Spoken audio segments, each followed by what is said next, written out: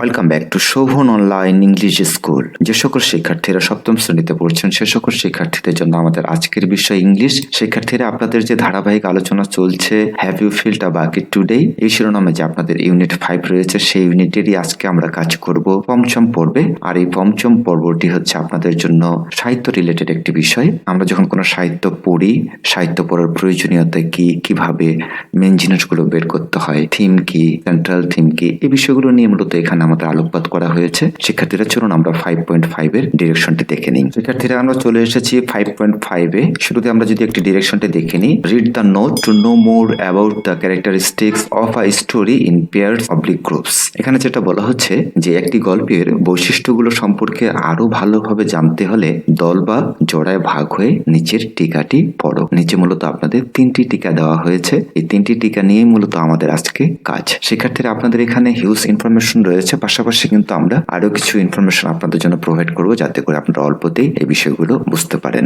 আমরা যদি এই নোটটি পড়ে নেই, the 3 important characteristics of a story are characters, point of narration and central theme. এখানে যেটা বলা হচ্ছে, একটি গল্পের 3টি গুরুত্বপূর্ণ বৈশিষ্ট্য হলো চরিত্র, বর্ণনার ভঙ্গি এবং মূল বিষয়বস্তু। শিক্ষার্থীরা, আমরা কিন্তু 5.4 এ এটার কিছু আলোচনা করেছিলাম আপনাদের যে 5টি প্রশ্ন ছিল ওই প্রশ্নগুলোতে। আর এখানে কিন্তু আমরা আজকে বিস্তারিত জেনে যাব।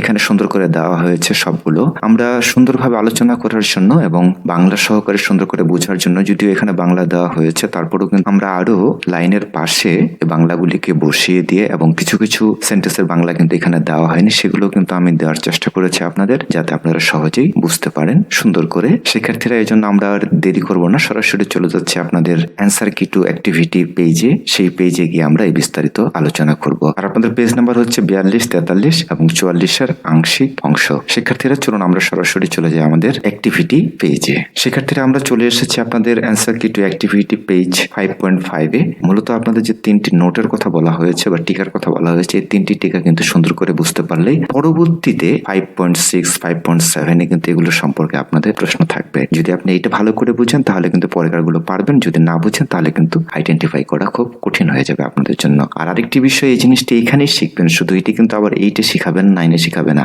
9, 10 এ গিয়ে কিন্তু তখন শুধু এইগুলোর উপরে আপনাকে কাজ করতে বলবে। একটা গল্প দিয়ে দিবে, দিয়ে বলবে যে এখান থেকে সেন্ট্রাল থিমটা বা ক্যারেক্টার অফ আ স্টোরি এটা লিখে ফেলো। শুরুতে আমরা এ নাম্বারটি দেখে নিব আপনাদের। এ নাম্বারে যেটি দেওয়া হয়েছে আপনাদের ক্যারেক্টার্স অফ আ স্টোরি, মানে একটি গল্পের চরিত্র সমূহ। চলুন আমরা একটু আলোচনা করে ফেলি। A character can be a person, animal or objects oblique thing that plays a role in a story. শিক্ষার্থীরা, এখানে কিন্তু একটা শব্দ লাগাইতে পারতো, ভাইটাল রোল, মানে বিশেষ ভূমিকা পালন করে, এইভাবে লিখতে পারতো। যা হোক, লিখে নি, আমরা তো জেনে নিলাম, এটুকুই আমাদের জন্য যথেষ্ট। এখানে যেটা বলছে, একটি গল্পের চরিত্রগুলো হতে পারে কোনো ব্যক্তি, অ্যানিম্যাল প্রাণী, অর অবজেক্ট অবলিক থিং, বস্তু হতে পারে, কোনো বিষয় হতে পারে, বস্তু হতে পারে, যা একটি গল্পের একটি ভূমিকা পালন করে বা প্রধান ভূমিকা পালন করে। এরপরে লাইনটি আমরা যদি দেখি, I story must have at least one character. একটি গল্পে অন্তত মানে সর্বনিম্ন একটি চরিত্র থাকতে হবে। তার মানে একটি চরিত্র দিয়েও কিন্তু একটি গল্প লেখা যায় বা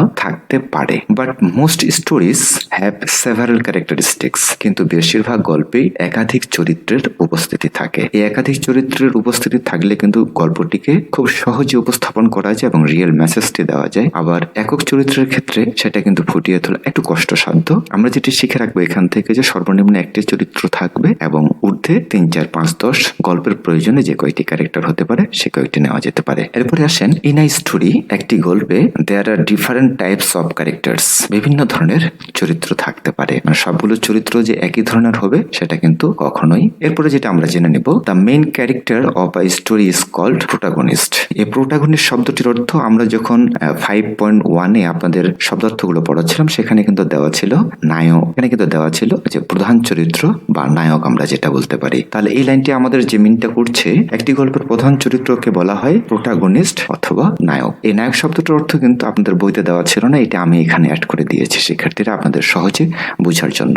তাহলে আমরা যখন গল্প, কোনো নাটক, কোনো সিনেমা, কোনো মুভি বা যেটাই আমরা দেখি না কেন, তখন কিন্তু আমরা সবসময় কি একজন হিরোকে খুঁজি, নায়ক খুঁজি। মানে এই নায়ক কিন্তু একজন নায়িকা কেন্দ্রিক হতে পারে। বিষয়টি একটু বুঝিয়ে বলি আপনাদের। যেমন একটি গল্পের নারী চরিত্রটাই কিন্তু প্রধান হতে পারে, সেই ক্ষেত্রে আমরা কিন্তু তাকে প্রোটাগনিস্ট বলবো বা নায়ক বলবো। আর নর্মালি আমরা যে সিনেমাগুলো দেখে সেখানে নায়ক থাকে নায়িকা থাকে আলাদা আলাদা, কিন্তু এখানে শুধু নায়ক বলতে কিন্তু নায়ককে বোঝায়নি, এখানে নায়ক বলতে ওই গল্পের প্রধান চরিত্রকে তুলে ধরা হয়েছে।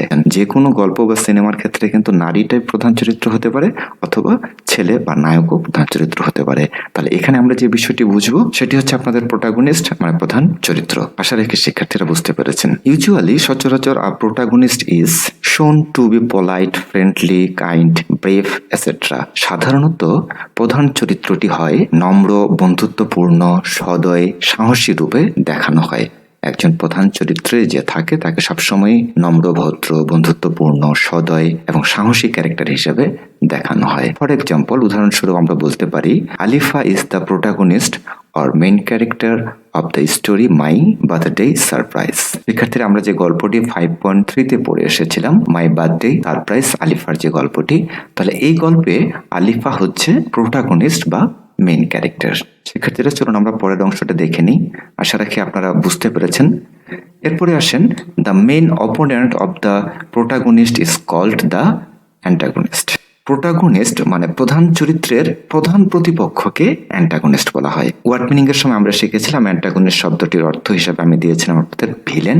নর্মালি আমরা গল্পে বা সিনেমা নাটকে যেটা দেখি যে গল্পটি বিল্ড আপ করার সময় একটা ষড়যন্ত্রকারী বা যে প্রধান ক্যারেক্টার তার প্রতিপক্ষ একজন দাঁড়িয়ে যায় গল্পটাকে আরো আকর্ষণীয় করে তোলার জন্য, সেটাকে কিন্তু আমরা ভিলেন বলে থাকি বা সাহিত্যের ভাষায় প্রোটাগনিস্ট বলবো। এরপরে আসেন, he oblique she works against the protagonist. যে অ্যান্টাগনিস্ট হবে সে প্রোটাগনিস্টের বিরুদ্ধে কাজ করবে। মানে হচ্ছে যে ভিলেন হবে সে সবসময় প্রধান চরিত্রের বা নায়কের বিরুদ্ধে কাজ করবে। ফর এক্সাম্পল, উদাহরণস্বরূপ Cinderella's wicked step mother is the antagonist of the story of Cinderella. উদাহরণস্বরূপ সিন্ড্রেলা গল্পে সিন্ড্রেলার দুষ্ট সৎমা অ্যান্টাগনিস্ট, মানে সিন্ড্রেলার সবসময় বিপরীতে কাজ করত তার সৎমা। শিক্ষার্থীরা এই গল্পটি কিন্তু আপনাদের পড়া নেই, খুব ভালোভাবে জানার জন্য অবশ্যই আপনারা গুগল সার্চ দিলে এই সারমর্মটি যদি লিখে সার্চ দেন যে সিন্ড্রেলা স্টোরিজ সামারি লিখে সার্চ দেন তাহলে কিন্তু আপনারা সংক্ষেপে পেয়ে যাবেন। আমি আর এখানে গল্পটি বলে আপনাদের সময়টি নষ্ট করতে চাচ্ছি না, শুধু এতটুকু জেনে রাখেন যে সিন্ড্রেলা হচ্ছে একটি ক্যারেক্টার এবং তার সৎমা ছিল। এই সৎমা সবসময় তার অ্যাগনিস্টে কাজ করত, এই জন্য হচ্ছে তার সৎমাকে আমরা অ্যান্টাগনিস্ট বলছি। শিক্ষার্থীরা এই ছিল আমাদের 42 নম্বর পেজের অ্যাক্টিভিটিটি। আমরা এখন দেখে নিব 43 নম্বর পেজের পয়েন্ট বিতে যেটি বলা হয়েছে পয়েন্ট অফ ভিউ, যার বাংলাটা আমরা বলতে পারি বর্ণনার দৃষ্টিকোণ, মানে কোন দৃষ্টিকোণ থেকে বর্ণনা করা হচ্ছে। The point of view of a story tells us who is telling the story. এখানে যেটি বলা হচ্ছে একটি গল্পের বর্ণনার দৃষ্টিকোণ বলতে বোঝানো হচ্ছে গল্পটি কে বলছে বা বর্ণনা করছে তা প্রকাশ করে। চলো শিক্ষার্থীরা আমরা পরের অংশটি একটু দেখে নিই। সামটাইমস মাঝে মাঝে a character tells the story. কখনো কখনো গল্পের চরিত্রই গল্প বলে থাকে। এরপরে আসেন, it's the first person point of view. First person বলতে আমরা জানি, আপনারা গ্রামারে জেনেছিলেন first person, second person, third person, এই তিনটি মিলে হচ্ছে আমাদের পারসন। এটাকে আমরা বলি উত্তম পুরুষ, মধ্যম পুরুষ, এইভাবে বর্ণনা করে থাকি। তাহলে আমরা এই লাইনটির অর্থ যেটা বুঝবো, একটি উত্তম পুরুষের বর্ণনার দৃষ্টিকোণটি হচ্ছে ফার্স্ট পারসন। এই ফার্স্ট পারসন কোনগুলো হতে পারে চলুন আমরা দেখে নিই। You will get a lot of I, me, we in the first person point of view. এই উত্তম পুরুষের বর্ণনার দৃষ্টিকোণ থেকে গল্পগুলোতে আমরা আই, মি বা উই শব্দগুলো পাওয়া যায়, তখনই কিন্তু আমাদের বুঝতে হবে যে পয়েন্ট অফ ভিউ এর ক্ষেত্রে এটি ফার্স্ট পারসন। একটা জিনিস শিক্ষার্থীদের বলে রাখি, গল্প সচরাচর 3 ধরনের বর্ণনা হতে পারে। আপনি নিজে বর্ণনা করছেন, অথবা আপনার সামনে কেউ উপস্থিত রয়েছে সে গল্পটি বর্ণনা করছে, অথবা কেউ এখানে উপস্থিত নেই, হি সি। ঠিক এইভাবে যদি মনে রাখেন তাহলে আপনাদের বিষয়টি খুব সহজ হয়ে যাবে। চলুন আমরা পরের অংশটা দেখে নিই। একটা এক্সাম্পল রয়েছে, example sentences. I wanted to give a surprise. আমি একটা সারপ্রাইজ দিতে চেয়েছিলাম। He told me to go to the field. সে আমাকে মাঠে যেতে বলেছিল। তাহলে শিক্ষার্থীরা এই লাইনে আমরা যেটা বুঝতে পারতেছি, আই এবং মি এই দুজনই হচ্ছে আমাদের ফার্স্ট পারসন। এ কিন্তু গল্পটি বর্ণনা করছে। তাহলে যখন সরাসরি কেউ নিজে বর্ণনা করবে তাহলে সেটি আমাদের ফার্স্ট পারসন পয়েন্ট অফ ভিউর মধ্যে পড়বে। এবং এরপরে আমরা যদি দেখি, when the story is told by a narrator to the reader it is called the second person point of view বা পোফ।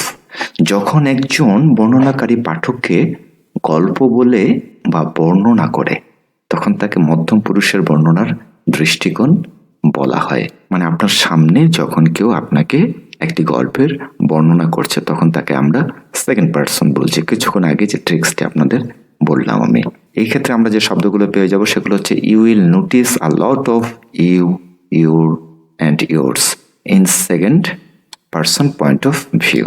তাহলে সেকেন্ড পার্সন পয়েন্ট অফ ভিউতে আমরা যেগুলো পাবো সেটি হচ্ছে ইউ, ইউর, ইয়োর্স এই শব্দগুলো। শিক্ষার্থীরা চলুন আমরা এর একটা এক্সাম্পল দেখে নিই, তাহলে আপনাদের কাছে ক্লিয়ার হয়ে যাবে। Example sentences, you have lot of friends but you like to spend more time with your grandma. এখানে যেটি বলা হচ্ছে তোমার অনেক বন্ধু বান্ধব আছে কিন্তু তুমি সবচেয়ে বেশি পছন্দ করো তোমার অবসর সময়গুলো কাটাতে তোমার দাদির সাথে। তাহলে এখানে কে কথাটি বলছে? কথাটি বলছে এই জন্য ইউ হচ্ছে আমাদের পয়েন্ট অফ ভিউ এর সেকেন্ড পার্সনটি, এই যে ইউ অথবা ইউর, যেটা আপনাদের সুন্দর করে এখানে আন্ডারলাইন করে দেওয়া হয়েছে। শিক্ষার্থীরা চলুন আমরা এ পর্যায়ে আপনাদের তৃতীয় স্টেপে চলে যাই। তৃতীয় স্টেপে যেটা বলা হচ্ছে, in the third person point of view a narrator from outside of the story tells the story. এখানে যেটা বলা হচ্ছে যে নাম পুরুষে বর্ণনার দৃষ্টিকোণ বা third person point of view বলতে গল্পের বাহিরে থেকে একজন কথক পাঠককে গল্প বলে যা বর্ণনা করে। এখানে কথক শব্দটির অর্থ হচ্ছে যে কোনো কিছু বর্ণনা করে তাকে আমরা নাটকের ভাষায় কথক বলে থাকি, যদিও এই শব্দটি আমাদের বাংলা সাহিত্যের নিজস্ব একটি শব্দ। এক্ষেত্রে আমরা যে প্রণয়নগুলো পাবো, you will get a lot of he, she, it and they at this point of view. নাম পুরুষের বর্ণনার দৃষ্টিকোণ বা থার্ড পার্সন পয়েন্ট অফ ভিউতে হি, শি, ইট এবং দে শব্দগুলি পাওয়া যায়। আমরা যদি একটু এক্সাম্পল দেখে নিই তাহলে আপনাদের কাছে আরো সহজ হয়ে যাবে। What ever he said was said well and what ever he did done gracefully. এই লাইনে যেটা বলা হয়েছে, তিনি যা বলেছেন ভালোই বলেছেন এবং তিনি যা কিছু করেছেন সদয়ভাবে করেছেন। তাহলে এই সেন্টেন্সের আমাদের পয়েন্ট অফ ভিউ হচ্ছে হি। তাহলে এই সেন্টেন্সে আমাদের হি হচ্ছে third person point of view. শিক্ষার্থীরা এই ছিল আমাদের পয়েন্ট অফ ভিউ এর আলোচনা। আমরা এই পর্যায়ে চলে যাচ্ছি আপনাদের সেন্ট্রাল থিম, যেটা আমাদের সবচেয়ে বেশি প্রয়োজন হবে। শিক্ষার্থীরা আমরা চলে এসেছি সেন্ট্রাল থিমে, যার বাংলা অর্থ হচ্ছে কেন্দ্রীয় বিষয়বস্তু, যেটা আমরা বিগত দিনের ক্লাসগুলোতে আলোচনা করেছিলাম। চলুন আমরা এই পর্যায়ে এটা একটু পড়ে নিই। The theme of a story is a message the writer wants to give the readers. এখানে যেটি বলা হচ্ছে, একটি গল্পের কেন্দ্রীয় বিষয় বা সেন্ট্রাল থিম হলো এমন একটি বার্তা যা লেখক পাঠকদের দিতে চায়। তাহলে এই লাইনটা কিন্তু সারা জীবনের জন্য একটু মুখস্থ করে রাখেন, যে যত গল্প, কবিতা, নাটক, সিনেমা যেটাই আমরা দেখি না কেন, এর পেছনে যে কারিগর যে লিখেছেন বা যে তৈরি করেছেন সিনেমা, নাটক, তার কিন্তু একটা মেসেজ থাকে। সেই মেসেজটাকেই কিন্তু আমরা বলছি সেন্ট্রাল থিম বা কেন্দ্রীয় বিষয়বস্তু। এরপরে আসেন, ইন আ স্টোরি, একটা গল্পে you may find more than one theme. এখানে যেটি বলছে, একটি গল্পে একাধিক সেন্ট্রাল থিম বা বিষয়বস্তু থাকতে পারে। The central theme of a story is the lesson. এখানে যেটি বলা হচ্ছে যে সেন্ট্রাল থিম বা একটি গল্পের কেন্দ্রীয় বিষয় হলো লেসন, মানে পার্ট বা শিক্ষা, দ্যাট যা the author wants to you learn, যা লেখক চান পাঠক বার্তাটি থেকে শিক্ষা নেই। অথবা আমরা বলতে পারি যে গল্প পড়ার উদ্দেশ্য হচ্ছে যে পড়ছে, তুমি যদি পড়ে থাকো তুমি যেন ওখান থেকে কিছু একটা শিক্ষা নাও। এই শিক্ষা নেওয়াটাই হচ্ছে কেন্দ্রীয় বিষয়বস্তুর শিক্ষা। শিক্ষার্থীরা চলুন আমরা এর পরের লাইনটি দেখে নেই। The author does not tell it in the story explicitly. লেখক এই থিম বা বিষয়বস্তুটি কখনোই সরাসরি আমাদের কাছে স্পষ্টভাবে তুলে ধরে না। এটার জন্য যেটা করতে হয়, you have to understand it. এটা তোমাকে বুঝতে ও অনুধাবন করতে হয়, মানে আপনাকে বুঝে নিতে হবে যে এখান থেকে এই বিষয়টি বা এই মেসেজটি রয়েছে। ফর দ্যাট, এর জন্য you have to observe the characters.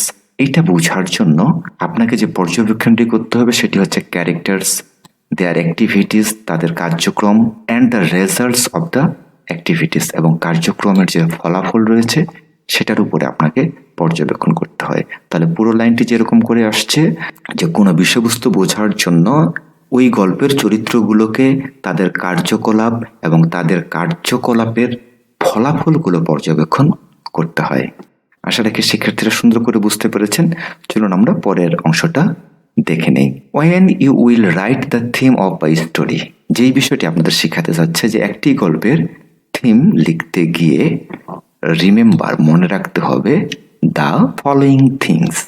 এই যে নিচের যে কয়েকটি লাইন দেওয়া আছে এই বিষয়গুলো আপনাকে বিশেষভাবে খেয়াল রাখতে হবে যখন আপনি একটি গল্পের বিষয়বস্তু তুলে ধরবেন বা লিখবেন। তিনটি বিষয় খেয়াল রাখলেই কিন্তু আপনি একটি গল্পের বিষয়বস্তু সুন্দর করে তুলে ধরতে পারবেন। চলুন আমরা সেই তিনটি বিষয় একটু জেনে নিই। প্রথমত যে বিষয়টি জানতে হবে, write a complete sentence not a word. বলছে একটি সম্পূর্ণ বাক্য লিখতে হবে, একটি শব্দ নয়। মানে বিষয়টি হচ্ছে এরকম, আপনাকে কোনো বিষয়ের যদি সেন্ট্রাল থিম বা থিম বিষয়ে জানতে চায় তখন আপনাকে কিন্তু একটি শব্দ বললে হবে না, আপনাকে পুরো একটি বাক্য লিখতে হবে বা বলতে হবে। এটা আপনাদের খেয়াল রাখতে হবে, পরবর্তীতে কিন্তু আমাদের লাগবে। এরপরে আসেন don't write any characters name of the story. যখন আপনি একটা গল্পের মূল বিষয়বস্তু লিখছেন বা বলছেন তখন কিন্তু ওই গল্পের কোনো চরিত্রের নাম লেখা যাবে না। And finally the theme of the story will be true for everyone. এবং পরিশেষে যে বিষয়টি হচ্ছে, গল্পের কেন্দ্রীয় বিষয় বা মূল উপপাদ্যটি সবার জন্য সত্য হতে হবে। মানে ঘটনাটি সবসময় ইউনিভার্সাল হতে হবে, সর্বজন স্বীকৃত হতে হবে। এরকম একটি বিষয় যখন হবে তখনই সেটাই হচ্ছে আমাদের মেন বিষয়বস্তু। শিক্ষার্থীরা আরেকবার যদি সামারি করে দিই কিভাবে আপনি একটা গল্পের থিম বা বিষয়বস্তুটা লিখবেন। প্রথম বিষয়টি হচ্ছে যে আপনাকে একটি পূর্ণাঙ্গ বাক্য লিখতে হবে, এক শব্দে কখনোই নয়। দ্বিতীয়ত যে বিষয়টি হচ্ছে আপনাকে ওই গল্পের কোনো চরিত্রের নাম লেখা যাবে না।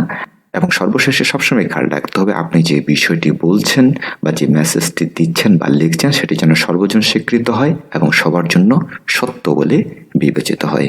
শিক্ষার্থীরা আজকের ক্লাসটি অনেকের কাছে অনেক সহজ মনে হতে পারে যে এটা তো বইতেই লেখা রয়েছে, কিন্তু যে সকল শিক্ষার্থীরা শুরু থেকে শেষ পর্যন্ত আমার সাথে ক্লাসটি করলেন আপনি বইতে কতটুকু বুঝেছিলেন আর আমার সাথে ক্লাস করে কতটুকু বুঝতে পারলেন সেটা কিন্তু অবশ্যই অবশ্যই অবশ্যই কমেন্ট সেকশনে জানিয়ে দেবেন। তো আজ আর নয়, কথা হবে পরবর্তী কোনো ক্লাসে। Thank you for watching this video.